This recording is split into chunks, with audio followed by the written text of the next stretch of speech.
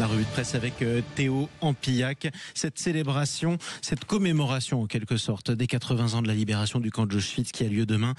La moitié de la presse y consacre sa une. C'est ça, la découverte qui a traumatisé l'Europe dans le JDD. Tous gardiens de la mémoire en une de Midi Libre, ne jamais oublier en une de l'Indépendant. Alors justement, dans l'Indépendant ce matin, on a ce témoignage d'Esther Seno, 97 ans et rescapée du camp de la mort. Elle nous plonge dans les heures les plus sombres d'Auschwitz comme si on y était. Elle nous dit: lorsque je suis arrivée à Auschwitz pour la première fois, c'était l'enfer. Des fumées noires s'échappaient du camp comme des odeurs épouvantables de brutalité. Elle poursuit: les Allemands nous faisaient traverser cette industrie jonchée de cadavres. On croisait des squelettes vivants. Les responsables des prisonniers nous disaient même: si vous rentrez ici par la porte, vous sortirez par la cheminée. Un témoignage vraiment fort en intensité, vraiment émouvant. Pour le rappel, on le rappelle, 1 million de personnes ont trouvé la mort dans le camp de la mort à Auschwitz. Effectivement, on en parle bien entendu.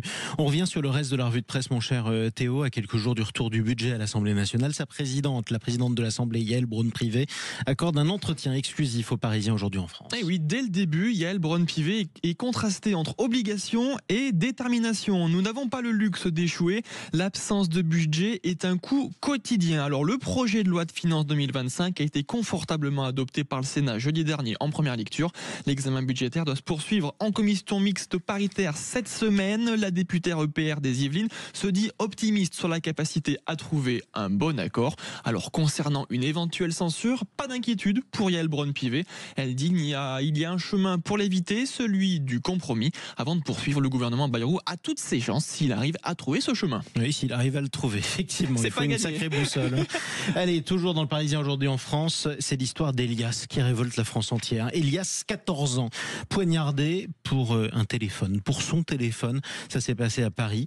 Les parents du club de foot où jouait l'adolescent témoignent. On a appris la nouvelle quand on nous a annoncé que tous les matchs du club étaient annulés. Mon fils, qui ne connaissait pas Elias, s'est mis à pleurer, nous déclare avec émotion ce matin un père de famille. Lui ne l'a pas encore dit à son fils, conscient que ce drame les concerne tous.